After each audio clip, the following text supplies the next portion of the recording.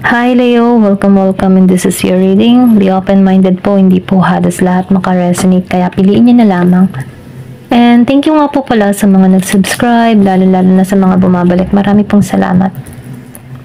Start na ako Leo. Ano yung mensahe sa iyo ngayong Marso? Ayan, March na, malapit na. Give me the message. Ano yung mensahe sa iyo ngayong Marso?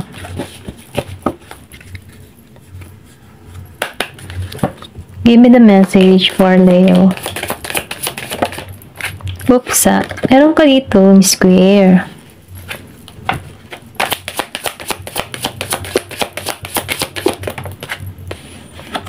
Then, earth. Okay, may earth ka dito. Give me the message. Pasensya na ako maririnig yung hininga ko kasi ako'y may sinus. Nahirapan kasi ako huminga. Ay, mag-focus na lang tayo sa mensahe. Okay? Thank you. Give me the message for Leo. Meron ditong House of 3.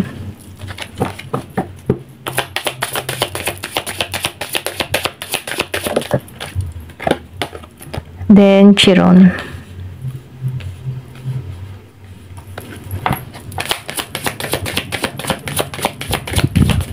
Ooh. Meron ka ditong South Node.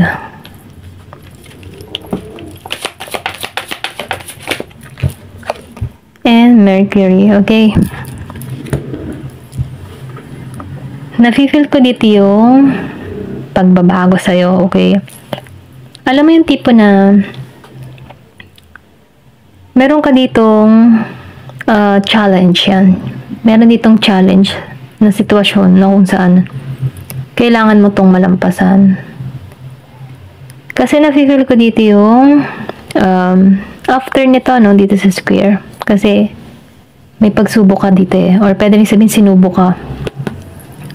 Sinubok ka ng panahon. Pero ganun pa man, no, kahit sinubok ka ng panahon dito, andun yung focus mo eh, na marating yung goal mo.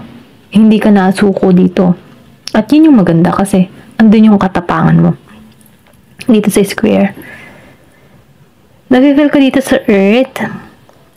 Kung ano man yung ginagawa mo, tinatrabaho mo diyan, ano.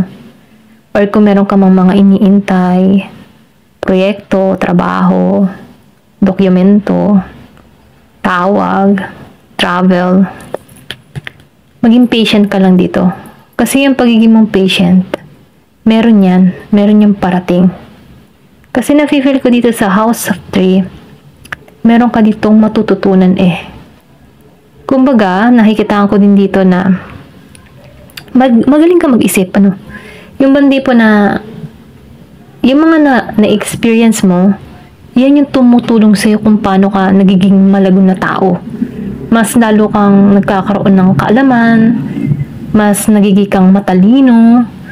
Alam mo kung paano i-handle yung sitwasyon or yung problema na nararanasan mo. Yung iba sa inyo, no, maagap na naging matured. Maybe dahil sa hirap ng buhay, natuto ka sa experience mo nun, kabataan mo ito. Tulad na feel ko sa Three of House. Kung bakit magaling kang makipag-komunikasyon sa iba. Magaling kang makipag-usap, okay? Magaling kang makipag-deal. Ito yung nafe-feel ko. Nafe-feel ko dito, no, yung iba sa inyo, magaling ang larangan ng trabaho ay lalo na sa pakikipag-usap, pakikipag-dealing, okay, communication. Ito lang nakikita ko dito sa House of 3. Pero ganun pa man, ano, yung pagiging mong practical, yan yung tumutulong sa'yo kung bakit ka nagiging matatag na tao, okay? Ito lang nafe-feel ko. Kasi yung pain na naramdaman mo before, inalisan mo yan eh. Ito yung tumutulong sa'yo kung bakit mas lumalago ka dito. Kung makikita mo, no, may pain dito. Pero namumukadkad ka pa rin dito. Okay? Ito sa earth. Kumbaga yung mga experience na yan, yan yung nagtulong sa'yo kung bakit ka nagiging malago bilang isang individual na tao. Chiron. Meron ka ditong Chiron. So, nasaktan ka nga, ano? Pero nag-healing ka. Yung experience na yan, in the past, or kung ikaw may nasasaktan ngayon, papunta ka sa healing eh. Papunta ka sa healing na kung saan maalisan mo yung mga masasakit na experience mong ito na mapapalitan to ng panibagong pananaw na kung saan mas lalago ka dito. Then nakikita ko din dito na dito sa South Node, kapalaran mong i-release or kapalaran mong i-let go din to mga to. Pinaranas to sa'yo para mas lalo kang lumago. Okay, ito yung mensahe sa'yo. Pinaranas sa'yo yung experience na ito.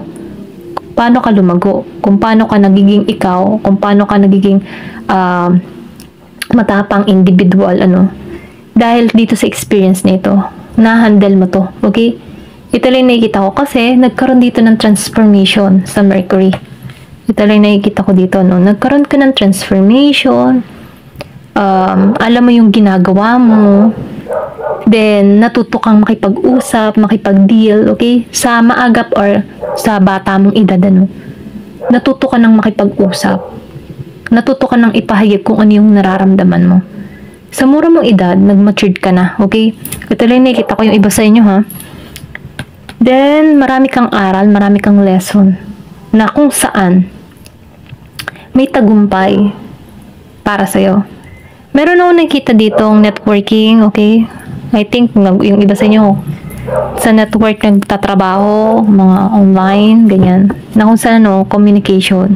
Yung communication skills mo yan yung tumutulong sa'yo para mas marami kang ma-deal na tao, maraming proyekto, or pwede rin sabihin kung online ka, business, yan yung larangan ng trabaho na umaangat, nagpapaangat sa buhay mo, okay? Ito lang nakikita ko dito sa network. Give me the message for Leo. Kung may nakikinig po kayo na tahol ng aso, huwag nyo na lang pong pagtuunan ng pansin. Sa mensahe po tayo, okay? The Star. So, nakikita ko dito, sa The Star. Meron ka ditong marireceive na tagumpay, meron kang wish na makakamit. Kumbaga, ito yung path. Sinubukan man ng tadhana, ito yung path mo na meron kang mararating, meron kang makakamit. Okay? Marami ka mang pagsubok na kinaharap. Nasaktan ka at hihilom ka. Diyan. Sa paghilom mo iyan, mas matatag ka. Okay? Give me more information. Meron kang link na matutupad. Ayan, tumalsik to. Dito sa Two of Waves. Alam mo yung tipo na yung experience mo yan yung dahilan kung bakit matapang ka sa panahon ngayon. Okay? Hindi ka sumusuko sa hamon ng buhay. Seven of Waves. Kasi, nafe-feel ko dito na natutunan mong alisan Kung makikita mo, ang dami mang problema or nahihirapan ka man sa iyong sitwasyon. Pero nakikitaan ko dito na nalalampasan mo to. Okay? Yung iba sa inyo, ha? Kaya mo nang i-handle yung sitwasyon or yung mahirap na sitwasyon. Mga problems, mga ganyan. Meron ka ditong the devil. So, sinasabihan ka lang dito kung ikaw man ay may bisyo, kailangan mo na tong alisan. Okay? Kung ano man yung mga bisyo na hindi makakabuti sa iyong kalusugan, kailangan mo na tong tanggalan. Okay? Or tulungan mong aralin yung sarili mo na maalisan tong bisyo. Yun lang naman yung mga bisyo-bisyo na yan sa the devil. Or pwede rin sabihin may tao sa paligid mo na merong toxic energy. Ganyan. Give me more information. So, meron ka dito na Three of Wands and Queen of Snow. Okay, meron ka dito clarity. Meron parating sa'yo na clarity or pwede rin na magiging malinaw para sa iyong sitwasyon kasi nagkakaroon ka na dito ng pangunawa ito rin nakikita ko. Then yung iba sa inyo na ibabalik muli yung kanilang tapang, kanilang lakas. Nag-healing ka na, naka-moving on ka na sa sitwasyon, meron bagong pag-asa sa'yo, and meron ditong harmony, peace. Okay? Mapayapang hinaharap, may ayos, kalmado. Ayan. Give me more information. Meron ka ditong wall. So, meron ka dito before na hindi na naiintindihan, hindi mo na uunawaan, ganyan. Or meron pangyayari na nahihirapan kang intindihan ito. Bakit mo naranasan to? Mga ganyan. Pero sinasabayan ka dito, no, na naranasan mo to dahil meron niyang dahilan para mas lalo kang lumago bilang isang individual. Kahit masakit na experience, isipin mo na lang na hindi lang ikaw sa mundo ang nakaranas ng mabibigat na pagsubok sa buhay, pero nalampasan nila. Doon ka humugot ng lakas. Or pwedeng sabihin, mismo ikaw, yung mga na-experience mo at nalampasan mo, doon ka humugot. Okay? Kasi, bawat araw nalalampasan mo to na may tapang. At yun ang panghawakan mo. Yung tapang. Tapang mo. Okay? Give them information. Tumalsik to. So, skull. Meron kang sikretong natuklasan na kung bakit nasasaktan ka. Ayan, yung iba sa inyo, ha? Meron kang natuklasan. Kung meron kang mga kadiling or meron kang kaibigan, I think meron kang natuklasan na kung saan feeling mo na trader ka, mga ganun ba? Vulture. Yung iba sa inyo nakakaramdam ng pag-aalala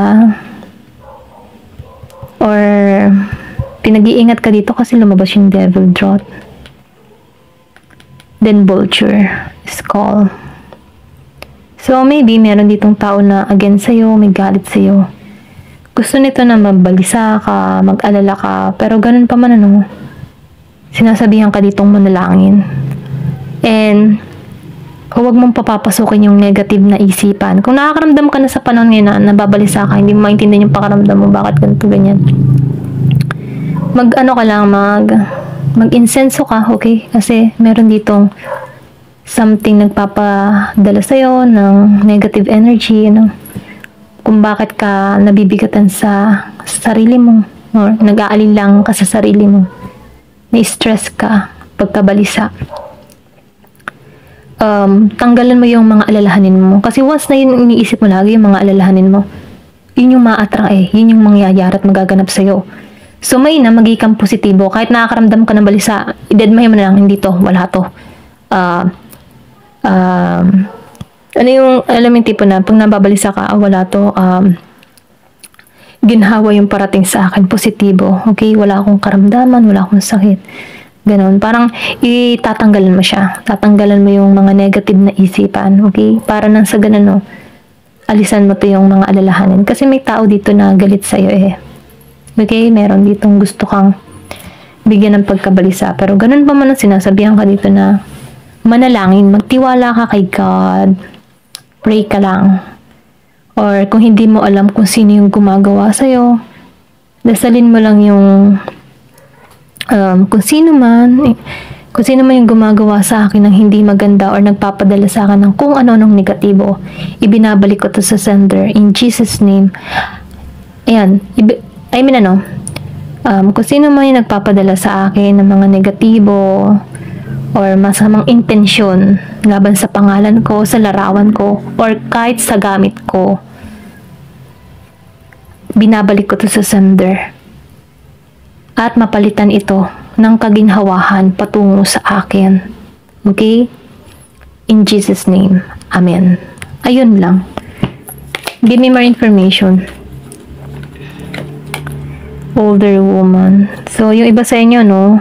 May older woman dito. Pwede rin sabihin, merong galit siyang matandang babae. Okay? Matanda siya. Pwede ito yung gumagawa sa'yo ng anxiety, mga ganun ba? May matandang babae. Pero ganun pa man yung sinabi ko sa'yo, or dasalin mo rin yung pagtitiwala sa Diyos. Psalm 91. Ayan. Pray lang. Kailangan mo dyan gawing positibo yung vibration mo, okay? Kasi once na positibo ang vibration mo, hindi ka mapapasok ng negatibo. Although nakakaramdam ka negative, pero ibalik mo agad sa back to the sender. Mapalitan to ng ginhawa, magandang kalusugan. Effective man yan. Kasi kung yung salita niya, intention niya sa'yo, ay sasakupin mo, meron ka ding salita, meron ka ding dila. Kung siya lang yung meron ditong power, meron ka ding power. Okay? So, yung power mo, ay para hindi makapanakit, ibalik lang sa sender at mapalitan ng ginhawa, katatagan, tapang at magandang kalusugan. Ganun lang. In Jesus' name. Amen. Then magdasal ka. Ganun. Ganun lang yung ginagawa ko, no? O, diba? Ayan. Meron ditong September. May magaganap sa inyo ng September. Give me more information.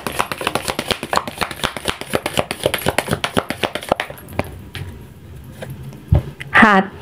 You will be playing different roles. So, nakikita ko dito, no, meron kang gagampanan. Or pwede rin sabihin, marami kang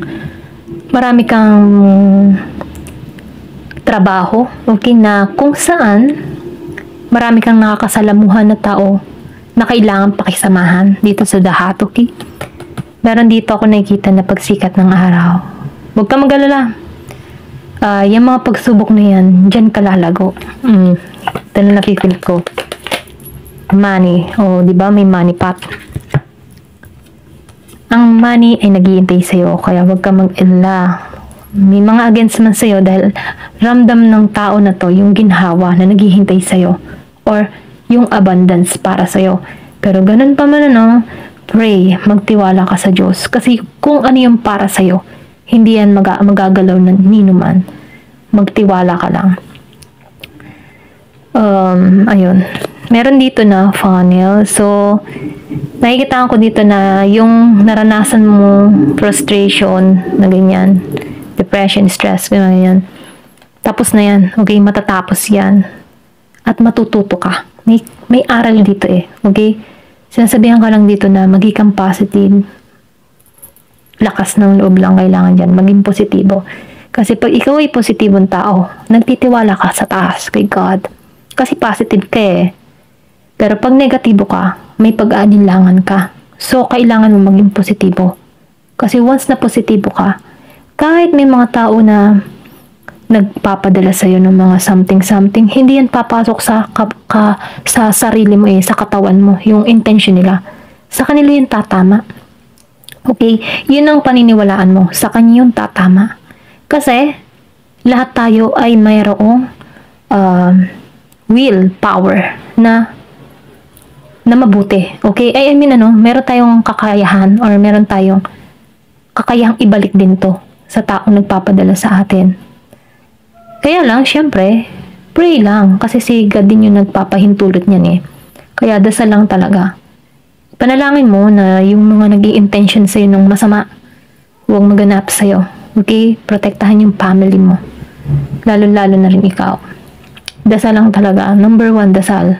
Kasi kahit anong gamitin mong kontra, si God pa rin ang nagpapagana niyan. Kaya dasal, number 1 yan.